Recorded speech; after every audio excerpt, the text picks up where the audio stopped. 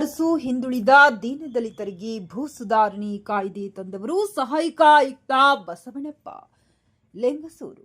August 20 taluk ಆಡಳಿತ ಹಾಗೂ ಹಿಂದುಳಿದ ವರ್ಗಗಳ ಕಲ್ಯಾಣ ಇಲಾಖೆ ನೇತೃತ್ವದಲ್ಲಿ ಡಿ ದೇವರಾಜ್ ಅರಸು ಅವರ 111ನೇ ಜನ್ಮದಿನಾಚರಣೆ ಜ್ಯೋತಿ ಬೆಳಗಿಸುವ ಮೂಲಕ ಚಾಲನೆ ನೀಡಲಾಯಿತು. ಜನ್ಮದಿನದ ಕುರಿತು ಮಾತನಾಡಿದ ಸಹಾಯ ಆಯುಕ್ತ ಬಸವಣ್ಣಪ್ಪ ಅವರು,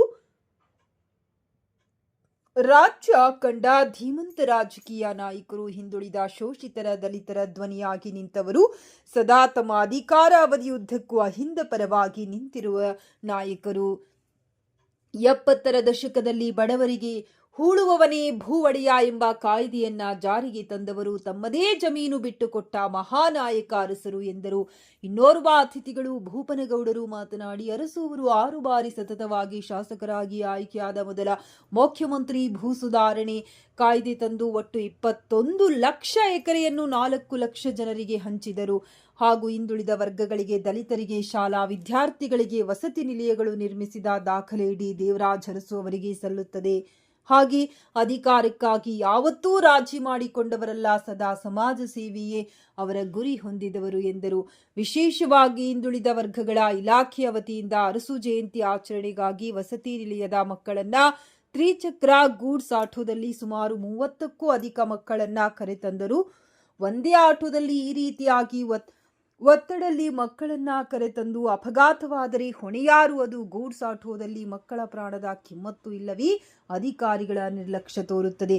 ಇದೇ ಸಂದರ್ಭದಲ್ಲಿ ಹಿಂದುಳಿದ ಒಕ್ಕೂಟದ ತಾಲೂಕು ಅಧ್ಯಕ್ಷ ಪರಮೇಶ್ ಯಾದವ, ವೆಂಕಟೇಶ್ ಗುತ್ತೇದಾರ್, ಗ್ಯಾರಂಟಿ ಯೋಜನೆ ಅಧ್ಯಕ್ಷ ಬಸವಣ್ಣಪ್ಪ, ಸಹಾಯಕ ಆಯುಕ್ತರು ಸತ್ಯಮ್ಮ, ತಹಶೀಲ್ದಾರ್ ಶಶಿಧರ್ ಪಾಟೀಲ, ಆಶಿಯಾಳ, ಭೂಪನಗೌಡ, ಕರಡಲ್, ಗುಂಡಪ್ಪ ನಾಯ್ಕ, ರಮೇಶ್ ರಾಠೋಡ್, ರವೀಂದ್ರ ಉಪ್ಪಾರ್, ಅಮರೇಶ್ ಕಲ್ಲೂರ್ ಹಾಗೂ ಸಿಬ್ಬಂದಿ ವರ್ಗದವರು, ಶಾಲಾ ಮಕ್ಕಳು ಭಾಗಿಯಾಗಿದ್ದರು.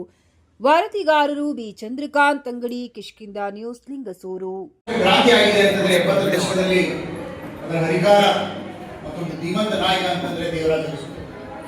ಪ್ರಮುಖವಾಗಿ ಆ ಸಮಯದಲ್ಲಿ, ಇವತ್ತಿಗೂ ಕೂಡ ಹೇಳ್ತೇವೆ, ಆ ಸಮಯದಲ್ಲಿ ಒಂದು ಹಿಂದುಳಿದ ದಲಿತರು, ಹಿಂದುಳಿದ ವರ್ಗಗಳು ಮತ್ತೆ ಎಲ್ಲ ಶೋಷಿತ ವರ್ಗಗಳ ಸಾಮಾಜಿಕ ಮತ್ತು ಕೇವಲ ಸಾಮಾಜಿಕ ಅಂತಲ್ಲ ಆರ್ಥಿಕ ಬೆಳವಣಿಗೆ, ಅವರನ್ನ ಒಂದು ಮೇನ್ ಸ್ಟ್ರೀಮ್ ಸೊಸೈಟಿಗೆ ತರಕ್ಕೆ ಶ್ರಮವಹಿಸಿದವರು ಅಂತಂದ್ರೆ ಧೀಮಂತ ನಾಯಕರಾದಂಥ ದೇವರಾಜ್ ಅರಸು. ಬಹಳಷ್ಟು ಏನಂತಂದ್ರೆ ಸಮಾಜಕ್ಕೆ ಅದರದೇ ಆದಂಥ ಧ್ವನಿಗಳಿರಲಿ. ಹಿಂದುಳಿದ ವರ್ಗಗಳ ಎಷ್ಟೋ ಸಮಾಜಗಳಿಗೆ ಧ್ವನಿ ಇರಲಿಲ್ಲ, ಆ ಧ್ವನಿಯನ್ನ ತಂದುಕೊಟ್ಟವರು ದೇವರಾಜ್ ಅರಸು. ಪ್ರಮುಖವಾಗಿ ಹೇಳೋದಂತಂದ್ರೆ, ಒಂದು ನಮ್ಮ ಇಲಾಖೆಗೆ ಸಂಬಂಧಪಟ್ಟಂಗ ಒಂದು ಪ್ರಮುಖವಾದ ಕ್ರಾಂತಿಕಾರಿ ಬದಲಾವಣೆಯನ್ನು ತಂದಿದಂತ ಧೀಮಂತ ನಾಯಕರು Devaraj Arasu land reforms act ಅಂತ, ಭೂ ಸುಧಾರಣೆ ಕಾಯ್ದೆ. ಉಳುವನೇ ಭೂ ಒಡೆಯ, ಯಾರು ಆಕ್ಚುಯಲ್ ಆಗಿ ಈ ಭೂಮಿಯನ್ನು ಉಳುಮೆ ಮಾಡ್ತಾ ಇದ್ದಾರೆ ಅವರನ್ನೇ ಏನಂತ, ಅವರನ್ನೇ ಓನರ್ ಆಗಿ, ಅವರನ್ನೇ ಆ ಭೂ ಮಾಲೀಕನಾಗಿ ಘೋಷಿಸುವ ಒಂದು ಕಾಯ್ದೆ ಏನು ತಂದಿದ್ದಾರೆ. ಅದರಿಂದ ಏನಾಯ್ತು, ಬಹಳಷ್ಟು ನಿಜವಾಗಿಯೂ ಯಾರು ಭೂಮಿ ಉಳುಮೆ ಮಾಡ್ತಾ ಇದ್ದಾರೆ ಅವರಿಗೆ ಒಂದು ಹಕ್ಕುಗಳನ್ನು ಸಿಕ್ಕಿತ್ತು. ಇದು ಬಹಳಷ್ಟು ಪ್ರಮುಖವಾದ ಹಕ್ಕಾಗಿತ್ತು. ಯಾಕಂತಂದ್ರೆ ಅದರಲ್ಲಿ ಪ್ರಮುಖವಾಗಿ ಆಲ್ಮೋಸ್ಟ್ 85% 100% ಶೋಷಿತ ವರ್ಗದವರೇ ಇತ್ತು. ಆ ಸಮಯದಲ್ಲಿ ಒಂದು ಲ್ಯಾಂಡ್ ಸೀಲಿಂಗ್ ಆಕ್ಟ್ ಅಂತ ತಂದು category A, B, C, D ಅಂತ ವಿಂಗಡಣೆ ಮಾಡಿಕೊಂಡು ಒಂದು ಮಿತಿಯನ್ನ ಸ್ಥಾಪಿಸಿ, ಹೆಚ್ಚಿನ ಒಂದು ಜಮೀನೇನಿದೆ, ಯಾರು ಭೂಮಿ ಉಳ್ತಾ ಇದ್ದಾನೆ ಅವರಿಗೆ ಭೂ ಹಕ್ಕನ್ನ ಕೊಟ್ಟಿದ್ರು. ಅದರ ಜೊತೆಗೆ ಹೆಚ್ಚುವರಿ ಭೂಮಿಯನ್ನು ಕೂಡ ದೀನ ದಲಿತರಿಗೆ ಹಂಚುವ ಒಂದು ಪ್ರಕ್ರಿಯೆ ಆಗಿದೆ. ಒಂದ್ಸರಿ ಅದೊಂದು ಘಟನೆ ಹೇಳ್ತೀನಿ. ಅವರು ಈ ಒಂದು ಕಾಯ್ದೆ ಅನುಷ್ಠಾನ ಮಾಡಿದಾಗ ಒಂದು ದಿನ ಅವರ ಜಿಲ್ಲೆಯ ಜಿಲ್ಲಾಧಿಕಾರಿ ಅವರ ಕಚೇರಿಗೆ ಬಂದಾಗ ಈ ಸರ್ವೆ ನಂಬರ್ ಸಂಬಂಧಿಸಿದಂತೆ ಈ ಭೂ ಸುಧಾರಣೆ ಕಾಯ್ದೆ 1962 ನಾವು ಏನ್ ಮಾಡಿದ್ವಿ ಅಂತ ಕೇಳಿದ್ರು.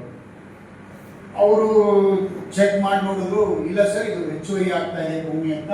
ನಾವು ಅದನ್ನ ಸರ್ಕಾರ ವಶಕ್ಕೆ ಪಡೆದು ಮತ್ತು ಅದನ್ನ ನಾವು ದೀನ ದಲಿತರಲ್ಲಿ ಹಂಚಿಕೆ ಮಾಡೋಕ್ಕೆ ಕ್ರಮ ವಹಿಸ್ತಾ ಇದ್ದೀವಿ ಅಂತ. ಅವಾಗ ಅದು ನೋಡಿದಾಗ ಅವರ ಕುಟುಂಬಕ್ಕೆ ಸಂಬಂಧಂತ ಜಮೀನಾಗಿತ್ತು, ಅವರು ಖುಷಿ ಪಟ್ಟರು. ಕಾಯ್ದೆ ಅನ್ನೋದು ಕೇವಲ ಸಾರ್ವಜನಿಕರಷ್ಟೇ ಅಪ್ಲೈ ಆಗಲ್ಲ, ನನಗೂ ಕೂಡ ಮೊಟ್ಟ ಮೊದಲನೆಯ ಸ್ಥಾನದಲ್ಲಿ ನಾನು ನೀಡಿದ್ದೀನಿ, ನನ್ನಿಂದನೇ ಅನ್ವಯ ಆಗ್ಬೇಕಂತ ಅವರೊಂದು ಈ ಮಾತು ಹೇಳ್ತಾರೆ. ಹಾಗಾಗಿ ಕಾನೂನು ಒಂದು ತಮ್ಮ ಜೀವನ ಪರ್ಯಂತ ಸಾರ್ವಜನಿಕ ಜೀವನದಲ್ಲಿ ಕೂಡ ಒಂದು ಮಾದರಿ ರಾಜಕಾರಣಿ, ಒಂದು ಸ್ಟೇಟ್ಸ್ಮನ್ ಆಗಿ ತಮ್ಮ ಜೀವನವನ್ನೇ ಮಾದರಿಯಾಗಿ ಹೇಳ್ಕೊಟ್ಟವರು ಅಂತಂದ್ರೆ ದೇವರಾಜ್ ಅರಸು. ಯಾಕಂದ್ರೆ ಅವರನ್ನ ನೋಡಿಕೊಂಡು ಯಾವ ರೀತಿ ನಾವು ಸಾರ್ವಜನಿಕ ಜೀವನದಲ್ಲಿ ಬದುಕು ಕಲ್ಪಿಸ್ಕೋಬಹುದಂತ ಹೇಳ್ಕೊಟ್ಟ ಮಾರ್ಗ ದೇವರಾಜ್ ಅರಸು ಅವರು. ಅದ್ರ ಜೊತೆಗೆ ನಾವೆಲ್ಲ ಬಹಳಷ್ಟು ವಿದ್ಯಾರ್ಥಿಗಳು ಹಾಸ್ಟೆಲ್ ಓದ್ತಾ ಇದ್ವಿ, ಬಹಳಷ್ಟು ವಸತಿ ಶಾಲೆಗಳಿಗೆ ಆಗ್ತಾ ಇದ್ದಾರೆ, ವಸತಿ ಸೌಕರ್ಯ, ಇದಕ್ಕೆಲ್ಲ ಮೂಲ ಕಾರಣನೇ ಇದೆ ದೇವರಾಜ್ ಅರಸು ಅಂತ ಹೇಳ್ಬೋದು. ಶಿಕ್ಷಣ ಕ್ಷೇತ್ರದಲ್ಲಿ, ಆರ್ಥಿಕ ಅಭಿವೃದ್ಧಿ ಕ್ಷೇತ್ರದಲ್ಲಿ, ಎಲ್ಲ ಕ್ಷೇತ್ರದಲ್ಲಿ ಕೂಡ ಒಂದು ತಮ್ಮದೇ ಆದಂಥ ಛಾಪು ಮೂಡಿಸಿ ಮುಂದಿನ ಪೀಳಿಗೆಗೆ ಒಂದು ಮಾದರಿ ಜೀವನ ನಡೆಸಿಕೊಂಡು ಎಲ್ಲ ಮುಂದಿನ ಜನಾಂಗಕ್ಕೂ ಒಂದು ಮಾದರಿಯಾಗಿ ಅಂತ ತೋರಿಸ್ಕೊಟ್ಟವರು ದೇವರಾಜ್ ಅರಸು. ಕೊನೆಯದಾಗಿ ಮತ್ತೊಮ್ಮೆ ತಮ್ಮೆಲ್ಲರಿಗೂ ದೇವರಾಜ್ ಅರಸು ಅವರ ಅಭಿನಂದನೆಗಳು ಹೇಳಿ ನನ್ನ ಮಾತು ಮುಗಿಸ್ತೇನೆ.